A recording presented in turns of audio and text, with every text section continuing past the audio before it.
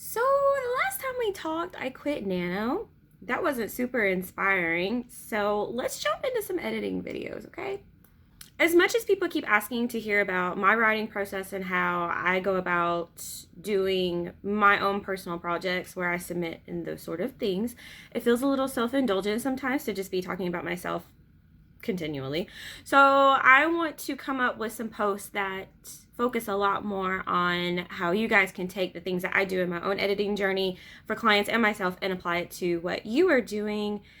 And maybe if I'm lucky enough, you'll hear something you've not heard before. And honestly, I think that's why I get bogged down sometimes with like craft books and editing and writing videos, because it's like, I've heard all this before. I've heard every bit of this before. But sometimes just hearing another person's perspective and learning what they do to go through their own work can give you an idea of something new you can do for yourself. I want to talk to you about the process that I follow for myself. It's nice to feel like you're growing up with somebody, like you've been in their journey since the very, very beginning.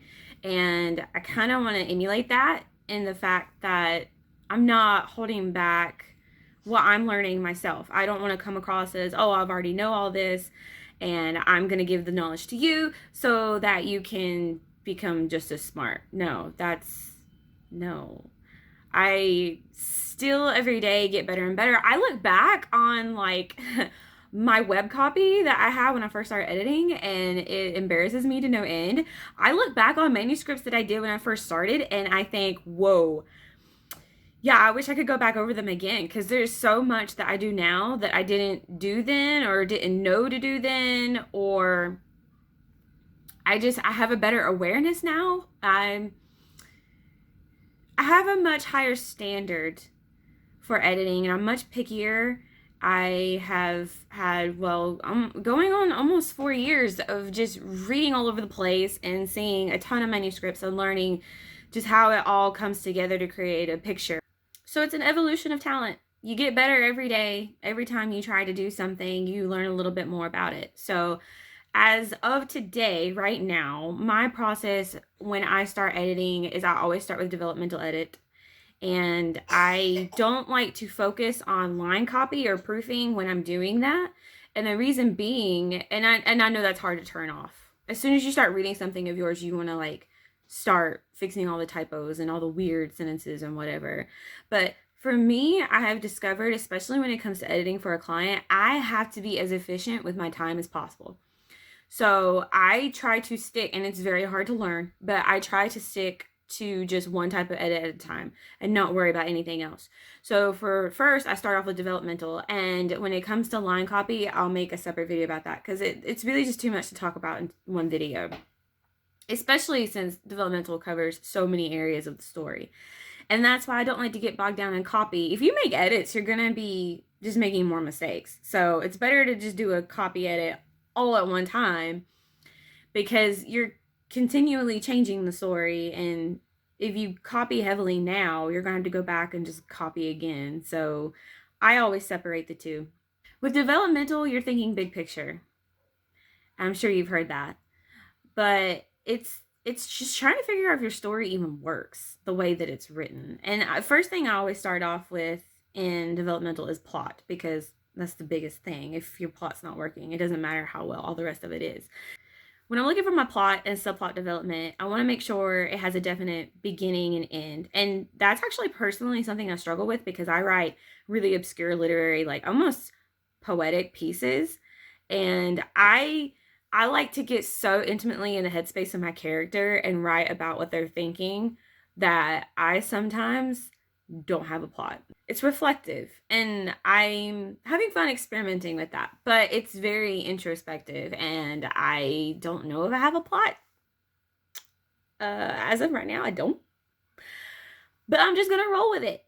And when I finish it, that's the first thing I'm gonna look for when I go back, is to see if there is even something that happens. So yeah, I personally still struggle with that. Now with the books that I edit, that's really easy, because everyone I've edited so far, with the exception of one, but even that book still had a plot, even though it was literary. But I edit genre-centric books, so definitely a plot, definitely acts, climactic, rise in tension, stakes, and there's going to be a moment where everything resolves itself.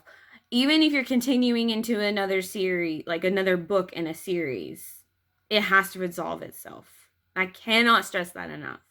The very first person I ever worked with very closely, the very first thing I said to him, and I was terrified because I've never like told anybody such harsh feedback before, but I was like, your book's not finished. Like, you stopped it in the middle. You worked up to this big reveal and now you're just stopping. But so what about it? Like, every book in the Harry Potter series is a story within itself, even though there's an overarching plot. You can't just leave something hanging in the middle. It doesn't work. Your readers are not going to be satisfied at all. I am already getting on a tangent, and guys, I have like 10 more things to say that I do for developmental editing. If I have to break this up, characters, character development. Is there a character? Who is the character? If you're literary like me and you're talking in first person or even a distant second or maybe some obscure third person point of view, maybe the character is not labeled with an obvious name. But for genre fiction, it's pretty clear who your characters are. You're going to have your main character. You're going to have some sort of opposing character, even if the opposing character is just like the main character themselves internally.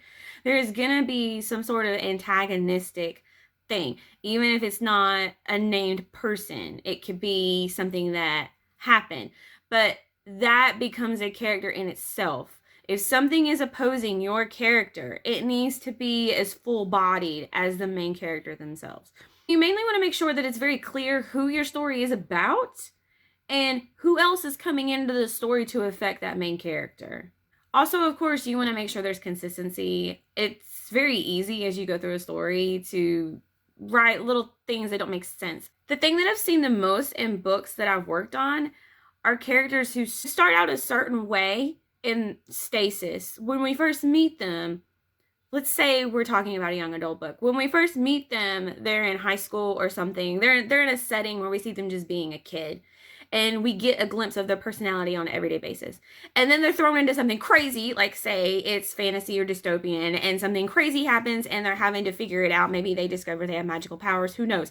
It brings out all these things in them that we haven't seen yet. And a lot of times I see a big inconsistency there. Like, even though this is a new situation that your character has never been through before, and it's going to bring things out in them that they've never had to think about before or react to before, they're still going to be themselves. There are still going to be aspects of who they were at the beginning that should still trail through. If your person starts out snarky and a little sarcastic, a little bit of like the world is ending is not going to take that away from them. In the midst of everything going on, there still needs to be moments of snark and sarcasm. You can't just completely shift your character into somebody that they weren't in the beginning. In that same vein, you can't, and this is going to sound like I'm contradicting myself, but in that same vein, you cannot have a character who starts out one way and stays the same without ever growing through the whole story. That is called a lack of a character arc, and you don't want to do that. Your character, as the story goes on, needs to change in some way. The things about them, their personality and who they are, that's the part you want to keep trailing through in your style, in your tone. But as far as their growth as a human, something needs to change about them. If they were shy in the beginning and your plot does something to bring them out of that, in the end, we need to see a character who's more bold. If you have a character who goes through death in their book, there needs to be something a little bit broken about them at some point. If your character is not on a journey that has them in a completely different position in the end than when they started, then what are you even writing about? Why does this story matter? Why tell us about this character if there's nothing that happens to them that we can possibly take and apply to our own experiences somehow? Those kinds of questions are things that you ask yourself a lot when you're drafting, but they are very important to ask when you're editing, because even though you may write with the best intentions, a lot of the times you get caught up in other elements of the writing that distract from it, and it's really good to go back and tighten up your characters and make sure it is very clear that you as the author know exactly who your character is, and you are portraying them the way you want them to be seen by the reader. and that they are a character that we can grow with and really come to love or hate. Sometimes we hate characters, but that's tricky. If you want to write a character that somebody hates, you better do your research, because that can go bad in a heartbeat. Setting vibrancy. I just covered setting in my course this last week, and I got mixed reviews on what I wrote. I had several students who were very pleased with it and couldn't find anything to critique. And then my teacher told me that I should have brought in more elements. It was very, very short. Extremely short, only one paragraph, and it was a small paragraph at that. And I mentioned from the very first sentence, I mentioned that it is late November, they're by a lake, it is freezing, they're standing in lamplight. So clearly, that sets a pretty good tone and mood. It's freezing outside, but they're by this lake in the lamplights. It's romantic, but it's also cold, so something's a little off.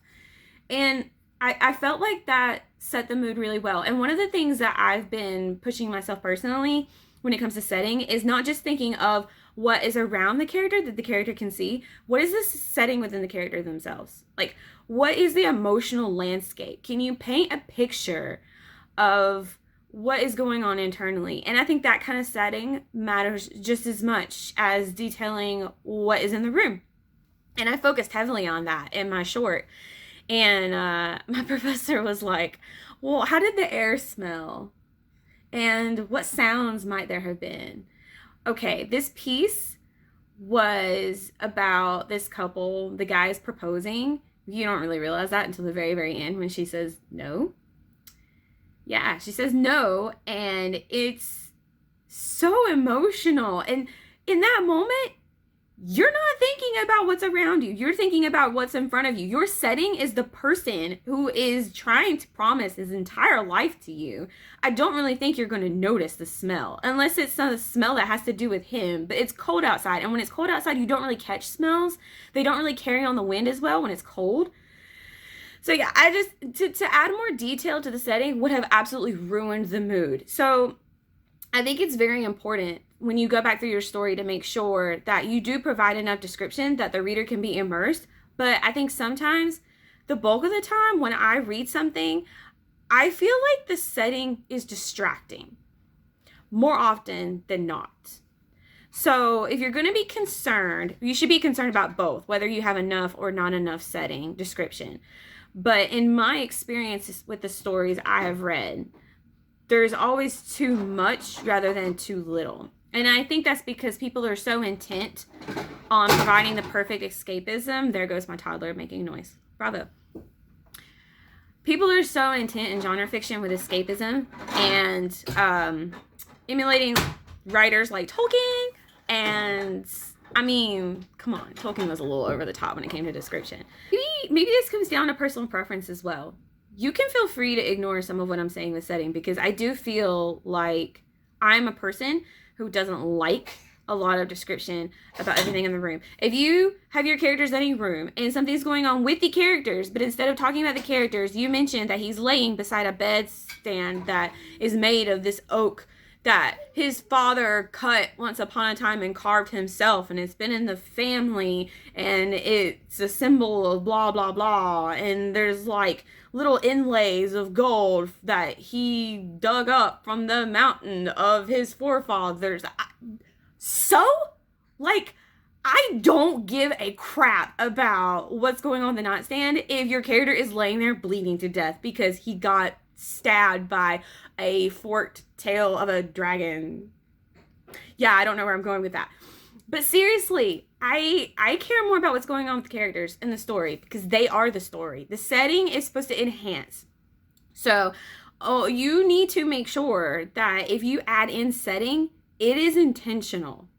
Don't paint a picture just because you want to paint a picture. I understand, especially in fantasy, you have this humongous world that you've built up in your head, and you're trying to convey it.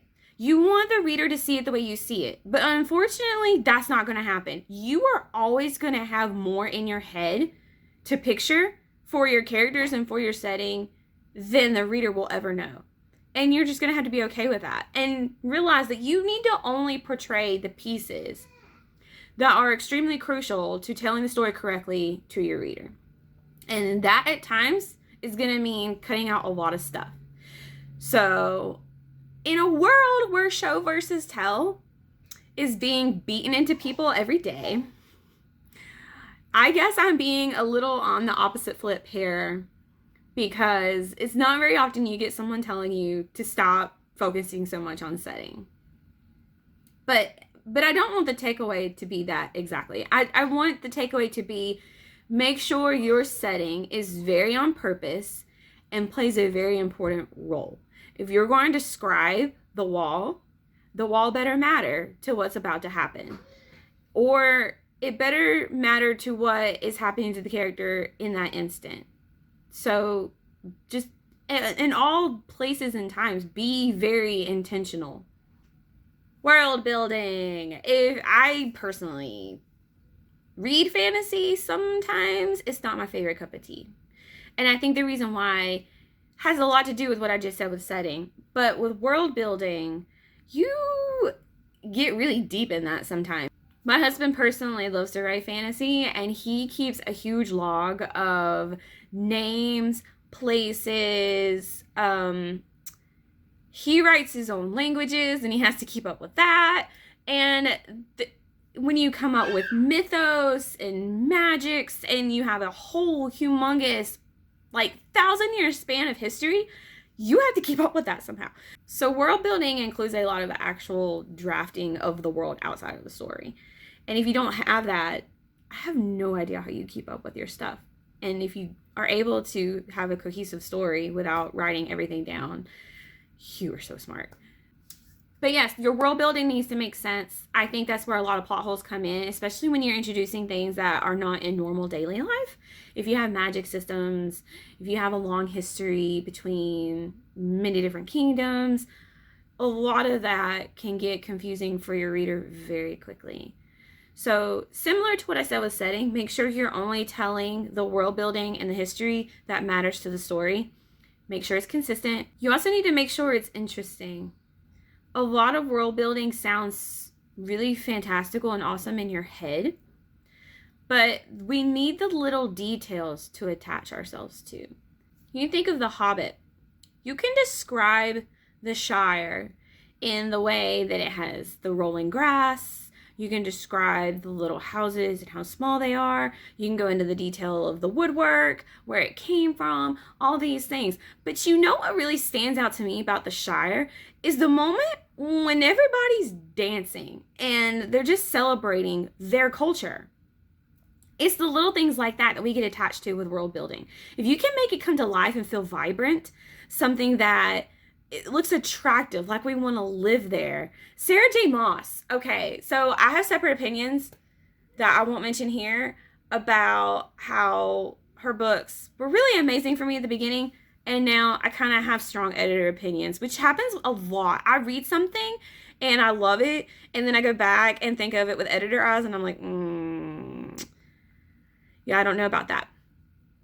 But there's this moment where the two main characters are going out and looking at what the city has to offer, and it is a city that has been kept hidden, and he's revealing it to her in the most romantic way. It just touched me so deeply, because she could have described anything, but she described the mood, and she talks about the artistry there, which meant a lot to the main character because she was a painter. And being an artist myself and loving painting, it just screamed sexy to me.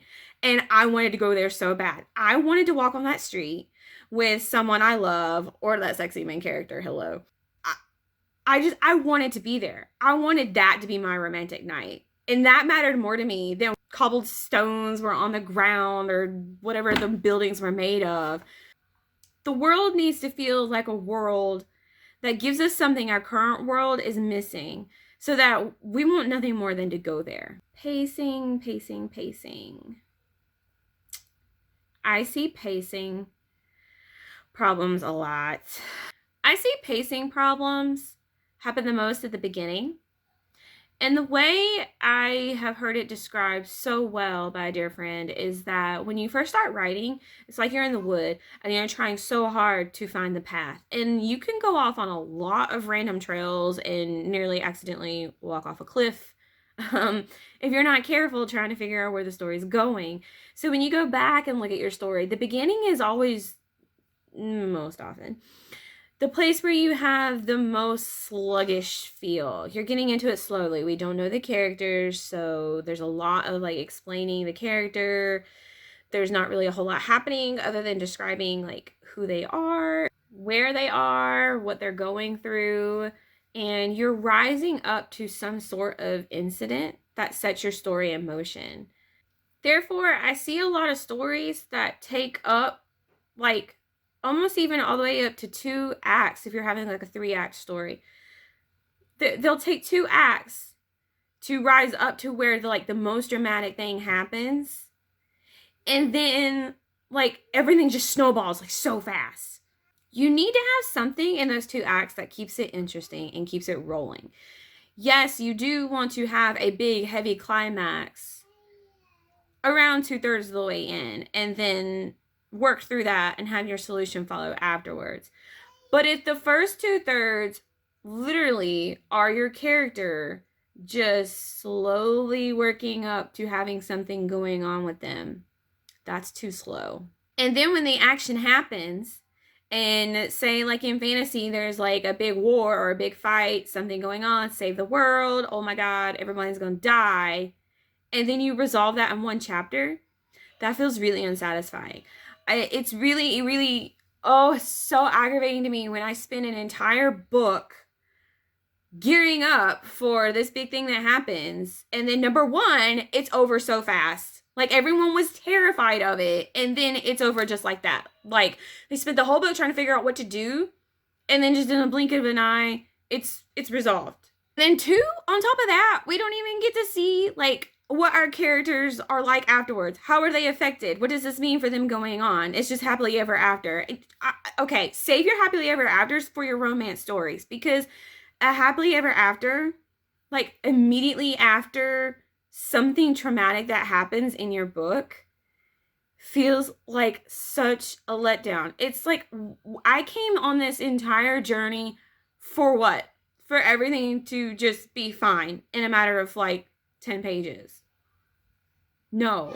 There needs to be something that comes after to tell me what life is like now. My favorite thing to do when I'm checking pacing in a story, and I do this whether it actually gets delivered to the author or not, that depends on their need. But something I do as an editor to keep my head really in the game of where the story is, after each chapter, I write down how I'm feeling. Was this too slow? Do I feel sleepy? Did I want to put this down at any point in time? Was it a slog fest to work through? Was it super, super hyper, and now I feel like I need to immediately go into the next chapter because it left me hanging? Write some sort of comment to let yourself know how you feel having finished the chapter. If you end up having several chapters in a row where you write, nothing really happened here, it was just a little bit more like side quest growth, or oh, here's another like second chapter in a row of just a lot of dialogue between characters to develop their relationship, you're probably going a little too slow, and you need to work in something there. Either cut something out, bring in some action, something. And be real honest with yourself. One thing I like to do is kind of like a trick, is after I finish a chapter, I ask myself, can I put this down right now? Could I walk away and feel like I'm not missing out on something that was about to happen? If I can, that better come at a place in the book where that is appropriate. It does not need to be happening in the middle of your big climax or any sort of rising tension or a chapter that has heavy, heavy stakes. Does not need to happen there. Another thing I like to do is I will sometimes intentionally stop a chapter in the middle and go away and do something and come back to it a couple of days later and see if I remember what I was even reading. And there are a lot of times I can't. And if I can't remember what was happening and I have to back up and go to the beginning of the chapter again, that's a problem. Speaking of pacing, I'm trying to get through my list of things that I go through for a developmental edit, and I'm getting really lengthy here. I want to be able to thoroughly explain everything that I'm saying. Because of that, I am gonna stop right now. Yeah, how does that feel? Talk about pacing. That's a cliffhanger for you right there. If you are feeling like, what? This just came to a screeching halt. How could you? What? Where's the second video? This is unsatisfying. There you go. That's something that is related to pacing. There's your example. But I am going to post these videos really close together so that you can keep on hearing me jabber about developmental editing. Please share your thoughts anywhere you can find me. Email me, DM me on Twitter, comment here on YouTube. Anywhere. It's game. I love talking about this stuff. I love when it's in a public setting where everyone can kind of add their opinion and us discuss it kind of as a critique group. I love when it comes to me privately in an email so that I can really kind of understand where you are and what you are curious about, struggling with, just want to chit chat shop. Like, I feed off of conversations with people about this stuff, and it's kind of what I live for. So please do dialogue. I don't usually plug the usual, like, YouTube, subscribe to me, check out my description, find out where I hang out online and all that stuff, but hey, you should maybe do that. I have my NaNoWriMo playlist. It came to a screeching halt when I decided not to do nano anymore, but it's entertaining to see like how quickly I got to that point and what all went into it. So you can check out that playlist. And this video will kick off a new playlist where I feature just me talking about what I do when I approach a manuscript. What kind of editing do I do? Like, where's my headspace, and how you can do the same thing for yours. I'm eager to hear what like people want me to talk about. There are so many aspects to editing and working in publishing that I could talk about for days. So thanks for hanging out with me. Go check out the other video, and you guys, go write some words.